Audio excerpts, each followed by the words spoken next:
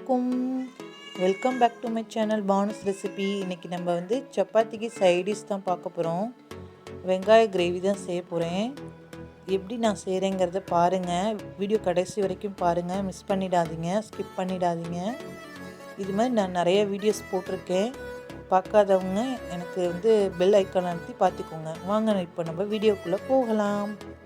இப்போ ஒரு பேனில் வந்து எண்ணெய் 2 டேபிள் ஸ்பூன் விட்டு பட்டை, கிராம்பு, ஏலக்காய், பிரிஞ்சி இலை சேர்த்து இது நல்லா வதங்கினதுக்கப்புறம் இப்போ நான் வந்து இது வெங்காயத்துலேயே நான் செய்ய போகிறேன். எனக்கு வந்து 10 வெங்காயம் எடுத்திருக்கேன். அதை நான் ஸ்லைஸாக கட் பண்ணி இப்போ பாதி வெங்காயம் நான் சேர்த்துக்கிறேன்.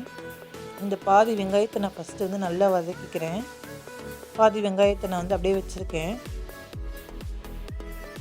இப்போ இந்த வெங்காயம் வதங்கிறதுக்கு நமக்கு தேவையான அளவு உப்பு சேர்த்து இதையும் நல்லா பொன்னிறமாக வதக்கிக்கணும்.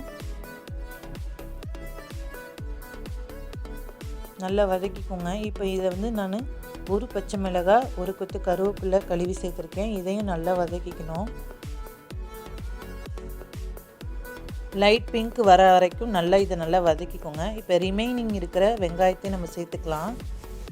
இதையும் அதே மாதிரியே லைட் பிங்க் வர அளவுக்கு நல்லா வதக்கிக்கணும்.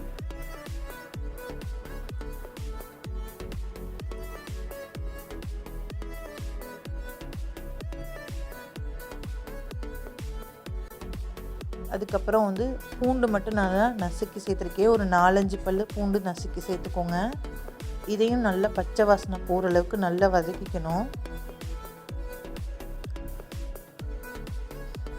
இது சப்பாத்திக்கு செம்ம டேஸ்ட்டாக இருக்கும். நீங்களும் வீட்டில் ட்ரை பண்ணி பாருங்கள்.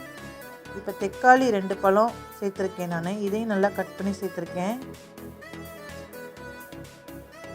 இதையும் நல்லா இந்த வெங்காயத்தோடு நல்லா வதக்கிக்கோங்க.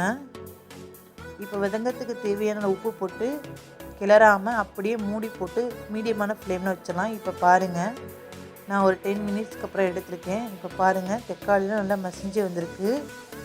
நல்லா தக்காளியை வந்து நசுக்கி விடுங்க. இப்போ இதில் வந்து நம்ம மசாலா சேர்த்துக்கலாம். மிளகாய்த்தூள் 1/2 டேபிள் ஸ்பூன், ஏன்னா பச்சை மிளகாய் சேர்த்துருக்கோம். காரத்துக்கு தகுந்த மாதிரி நீங்கள் சேர்த்துக்கோங்க. ஒரு 1/4 பிஞ்ச் அளவு மஞ்சத்தூள், சிக்கன் மசாலா 3/4 டேபிள் ஸ்பூன். இது நல்லா மிக்ஸ் பண்ணிக்கோங்க. இப்போ எல்லா மசாலாவும் எல்லா இடத்துலையும் பரவுற மாதிரி ஸ்ப்ரெட் பண்ணிவிட்டு 1 டம்ளர் அளவுக்கு தண்ணி விட்டு நல்லா கிளறி விட்டுக்கணும்.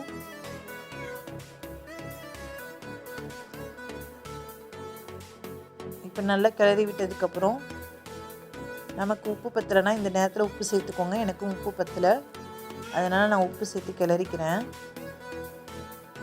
இப்போ இதை நல்லா மூடி போட்டு மூடி விடுங்க. நல்லா வந்து வெங்காயம் வேகட்டும். இப்போ நான் வந்து கொத்தமல்லி சேர்த்துக்கிறேன். எனக்கு கூட வந்து எங்கள் அம்மா வந்து அவங்க கட் பண்ணி போடுறாங்க. நான் வீடியோ எடுக்கிறேன் இன்றைக்கி.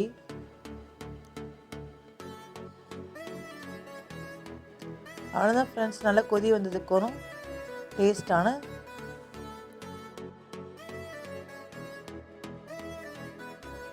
வெங்காய மசாலா ரெடி. பிடிச்சிருந்தா லைக் அண்ட் ஷேர், சப்ஸ்கிரைப் பண்ணுங்கள், சப்போர்ட் பண்ணுங்கள், பெல் ஐக்கானை கிளிக் பண்ணுங்கள்.